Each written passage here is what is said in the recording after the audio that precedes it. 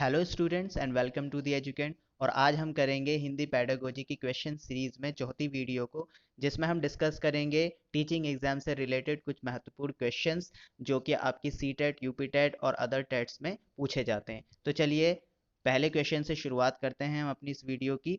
पहला क्वेश्चन है आपका कि भाषा संरचना में अपेक्षित भाषा के प्रमुख अंग होते हैं।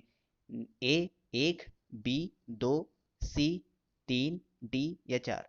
सही आपका आंसर है दो, क्योंकि भाषा संरचना करने में सिर्फ दो ही आपके प्रमुख अंग होते हैं, जो कि एक होता है आपका मौखिक, यानी जिसे हम बोलकर बोलते हैं, और दूसरा होता है आपका लिखित, यानी जिसे हम लिखकर अपनी भाषा को कम्युनिकेट करते हैं, जिसे हम इंग्लिश में वर्बल और नॉन वर्बल से जानते हैं। यानी भाषा संरचना में सिर्फ दो ही प्रमुख अंग हैं, जिसे हम मौखिक और लिखित कहते हैं। चलिए नेक्स्ट क्वेश्चन देखते हैं। नेक्स्ट क्वेश्चन है आपका, प्राथमिक स्तर पर भाषा अध्ययन में मुख्य तत्व होगा। यानी अगर हम प्राइमरी लेवल पर भाषा को स्टडी कर रहे हैं तो उसमें सबसे मुख्य तत्व यानी मुख्य एलिमेंट क्या होगा। व्याकरण का प्रयोग या फिर व्याकरण का उपयोग, शब्द भंडार अभिवृद्धि, साहित्यिक समझ, उच्चारण की स्पष्टता।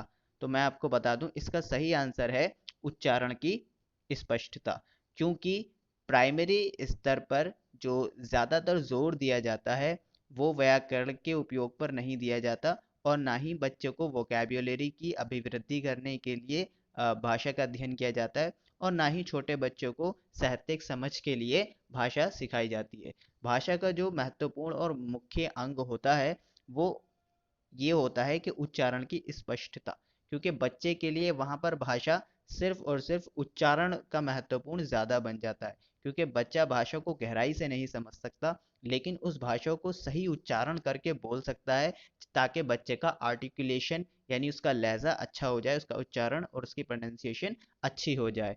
चलिए नेक्स्ट क्वेश्चन देखते हैं। नेक्स्ट क्वेश्चन कह रहा है कि निम्नलिखित में से कौन सा गुण सस्वर वाचन में होना चाहिए। सस्वर का मतलब है विद वॉइस, बोलना। तो ये कह रहे हैं कि कौन सा होना चाहिए, उचित ध्वनि निर्गमन, उचित व्यय एवं गति, उचित हाव भाव, या इनमें से कोई नहीं। तो देखिए ये ऑप्शन इन्होंने गलत दे रखा है। इसका ऑप्शन डी है, इनमें से कोई नहीं, बल्कि इसका आंसर है ये सभी। यानी अगर हम स्वस्वर गुण वाचन चाहिए हमें, तो हमें ये भी होना चाहिए कि उचित ध्वनि निर्गमन, कि ध्वनि किस हिसाब से निकले, उचित निकले। ठीक है। व्यय एवं गति, यानी बोलने की गति भी ठीक हो और हाव भाव भी बोलने में ठीक हो, तभी सस्वर वचन का गुण सही माना जाएगा। यानी निम्नलिखित में जो सवाल इन्होंने पूछा है कि कौन सा गुण सस्वर वाचन में होना चाहिए, तो सस्वर वाचन में ये तीनों चीजें जरूर होनी चाहिए। तो सही आंसर होगा ये तीनों ही, यानी उपयुक्त सभी। ये इन्होंने गलत टाइप हो गया है, इनमें से कोई नहीं, ये नहीं है, बल्कि यह है उपयुक्त सभी। तो चलिए नेक्स्ट देखते हैं हम अपना। नेक्स्ट क्वेश्चन है, व्याकरण की शिक्षा स्वतंत्र रूप से ना देकर साहित्य के प्रतिष्ठित अब विद्वानों की रचनाएं पढ़ाई जाएं, ये किस विधि के अंतर्गत आता है। तो मैं बता देता हूँ, आजकल जो एनसीईआरटी पढ़ाई जा रही है हमें, तो वो इसी हिसाब से पढ़ाई जा रही है कि व्याकरण जो है आपका वो कैसे दी जाए। व्याकरण जो है आपका लिटरेचर के साथ साथ दे दी जाए, यानी उन्हें रचनाएं पढ़ाई जाएं, उसी के साथ जो लास्ट में एक्सरसाइज होती है उसी के साथ आप उसमें थोड़ी सी ग्रामर भी दे दें। शायद अपने छोटे बच्चों की बुक्स भी देखी होंगी एनसीईआरटी, अगर आप आज भी उठाकर देख लें तो वो ऐसे ही होता है कि पहले छोटे बुक्स यानी फिफ्थ क्लास तक यही रूटीन रहता है कि थोड़ा लिटरेचर होता है, उसमें लिटरेचर में ही ग्रामर वो करा देते हैं। तो इसी विधि को हम समवाय विधि बोलते हैं। यानी समवाय विधि के प्रतिपादक ये मानते हैं कि बच्चे को जो है वो लिटरेचर के साथ ही ग्रामर सिखा दी जाए, बल्कि स्वतंत्र रूप से ग्रामर नहीं सिखाई जाए, यानी ग्रामर के लिए कोई अलग बुक नहीं होनी चाहिए। तो ऐसे इस विधि को हम समवाय विधि बोलते हैं।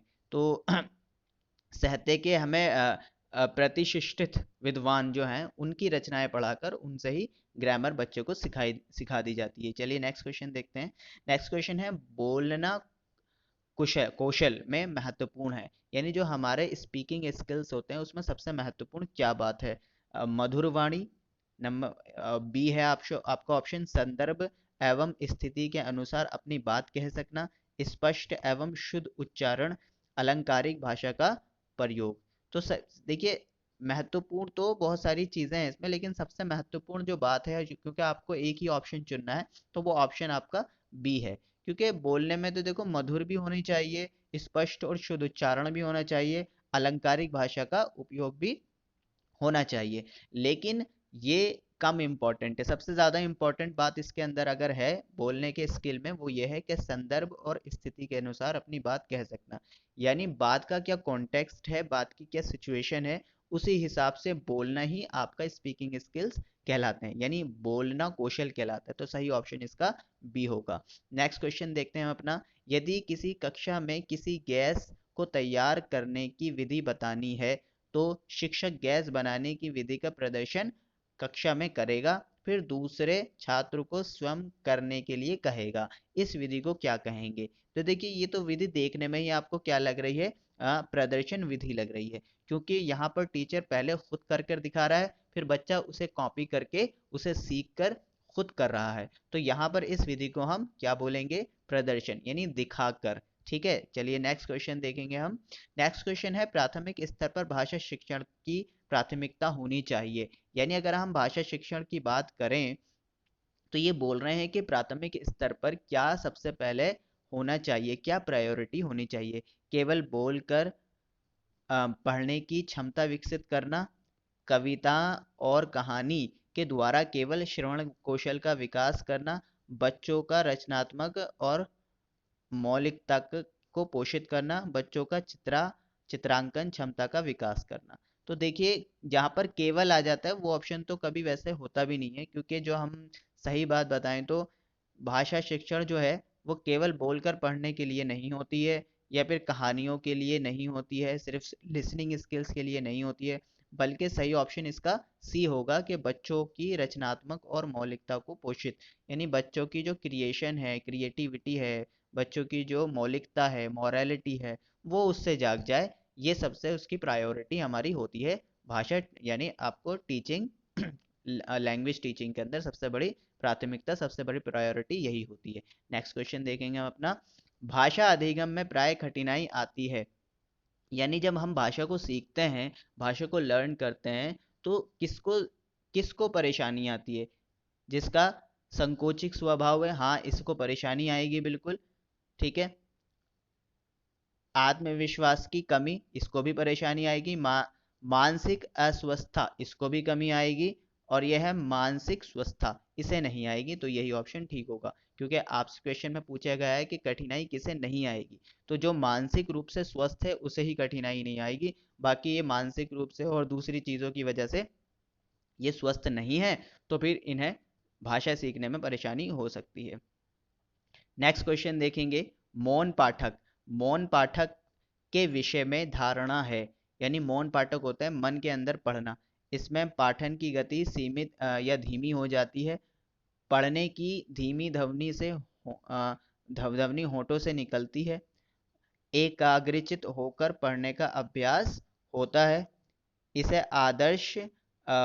आदर्श वाचन के तुरंत बाद किया जाता है। तो सही ऑप्शन इसका आपका सी है, क्योंकि जब हम मौन यानी मन मन के अंदर पढ़ते हैं, तो हमारा कॉन्सेंट्रेट लेवल बढ़ जाता है और हमारा एकाग्रचित होकर पढ़ने का अभ्यास होता है।